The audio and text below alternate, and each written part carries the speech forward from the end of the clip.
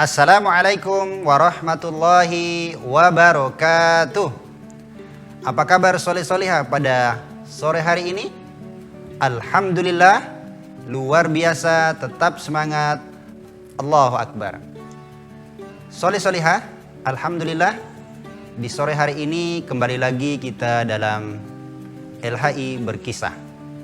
Kali ini bersama saya Ustadz Hamdan. Soleh-solihah, sore hari ini kita berkisah tentang seorang sahabat Rasulullah Sallallahu Alaihi Wasallam yang berasal dari daratan Afrika. Soleh-solihah, tentunya kalian sudah mengetahuinya siapakah sahabat Rasulullah yang berasal dari dataran Afrika tersebut. Beliau adalah Bilal bin Rabah al-Habasah. Habasah merupakan sebuah nama negara yang berada di dataran Afrika yang terkenal saat ini sebagai negara Ethiopia. Bilal bin Rabah biasa dipanggil sebagai Abu Abdillah dan digelari sebagai Muazzin ar-Rasul. Bilal lahir di daerah As-Sarah sekitar 43 tahun sebelum hijrah. Posturnya tinggi, kurus, berkulit warna hitam, pelipisnya tipis, serta rambutnya yang lebat. Ibunya adalah seorang hamba sahaya atau budak milik Umayyah bin Khalaf dari Bani Jumuh. Bilal menjadi budak mereka hingga akhirnya ia mendengar tentang Islam. Lalu ia menemui Rasulullah Sallallahu Alaihi Wasallam dan mengikrarkan diri untuk masuk ke dalam Islam. Bilal merupakan dari kalangan sahabat Rasulullah yang berasal dari daerah non-Arab. Dalam buku karya Syekh Muhammad Said Mursi dipaparkan bahwa Umayyah bin Khalaf pernah menyiksa Bilal dan membiarkannya jemur di tengah gurun pasir selama beberapa hari, serta perutnya ditimpa dengan batu yang begitu besar, dan mereka memanggil anak-anak dari para kaum Quraisy untuk ikut menyiksa Bilal yang ada di tengah padang pasir. Bahkan ada yang dengan lemparan batu dan lain sebagainya. Namun keteguhan iman dan keyakinan yang kuat membuat Bilal menahan apa yang dialaminya saat itu. Keteguhan iman inilah yang ada pada diri Bilal, dan dari lisannya hanya mengeluarkan kata-kata Ahad, Ahad, Ahad. Bahwa Allah itu Esa, Allah itu Esa, Allah yang Maha Kuasa. Lalu Abu Bakar As-Siddiq memerdekakannya.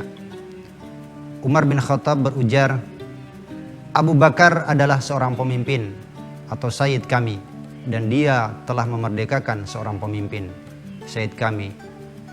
Yang dimaksud Umar adalah Bilal bin Rabah yang telah dibebaskan oleh Abu Bakar As-Siddiq. Setelah merdeka, Bilal bin Rabah mengabdikan dirinya untuk Allah dan Rasulnya. Kemanapun Rasulullah Sallallahu Alaihi Wasallam pergi, Bilal senantiasa berada di samping Rasulullah. Karena itu pula para sahabat Nabi Sallallahu Alaihi Wasallam sangat menghormati dan memuliakan Bilal sebagaimana mereka memuliakan dan menghormati Rasulullah Sallallahu Alaihi Wasallam.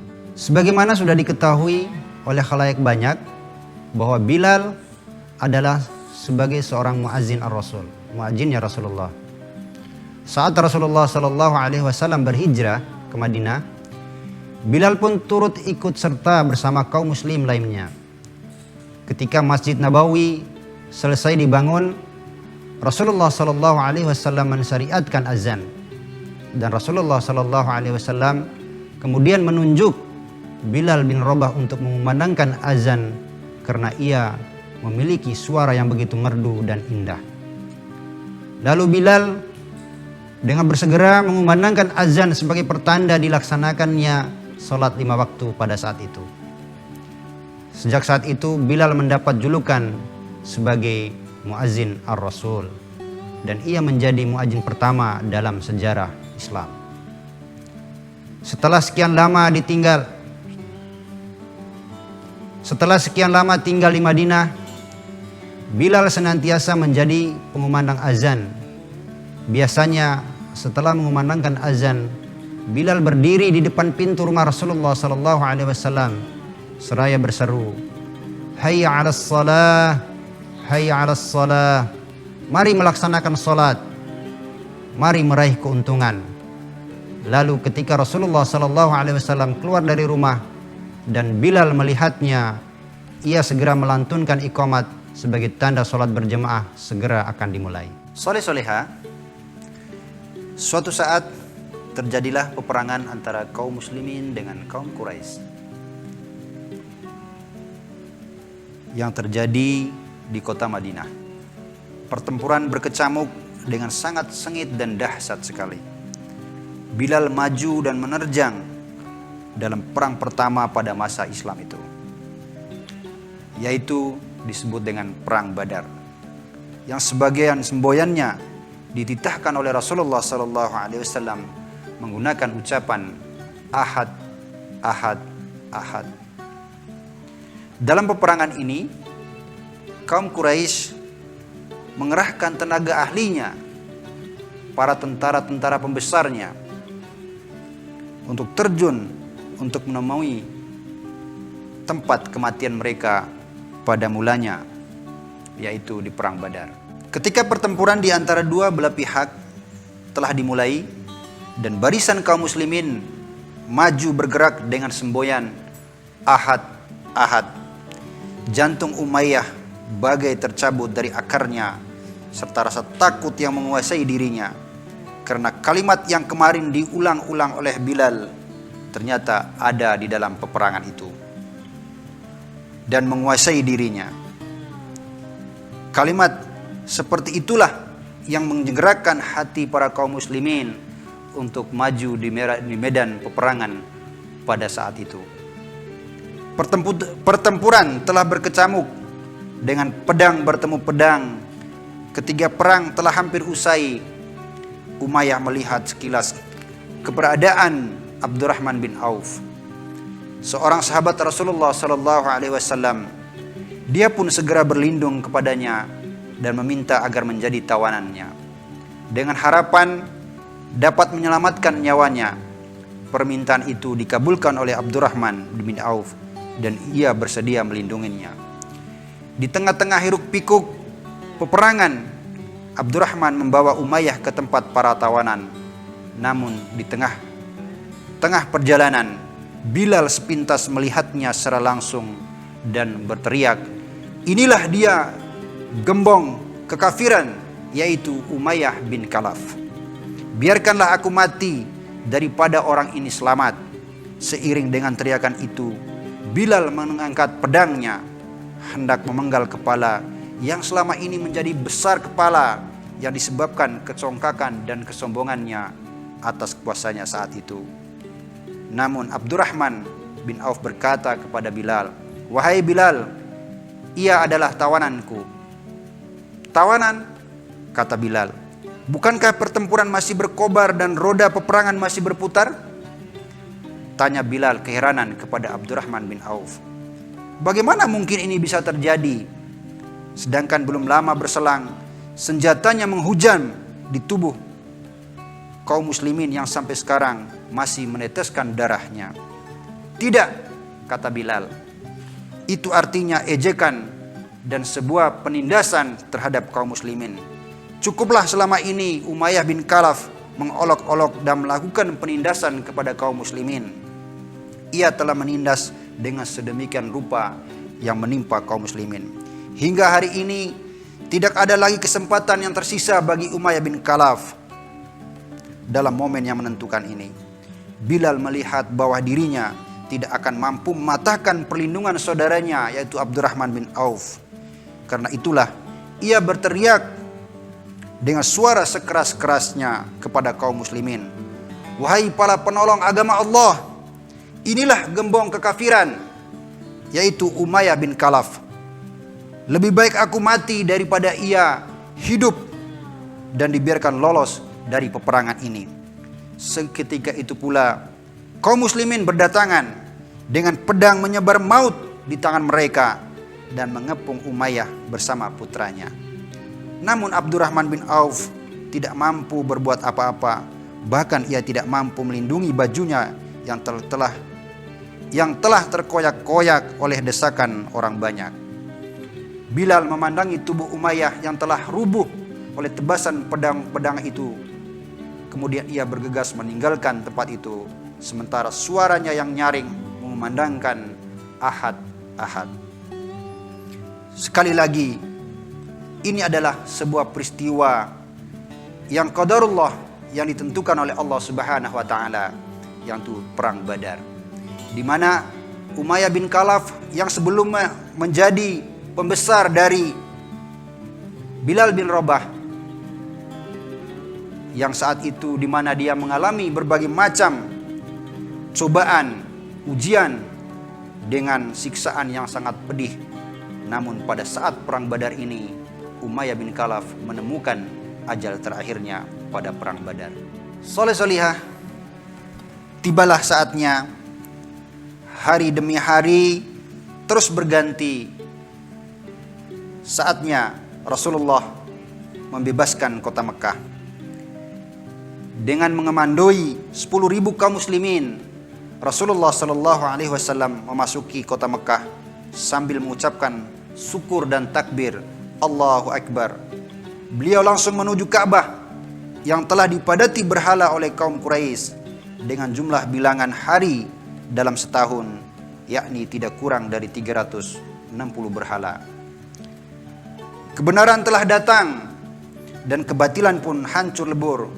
Mulai hari ini tidak ada lagi kata Lata, Uzza, dan Hubal.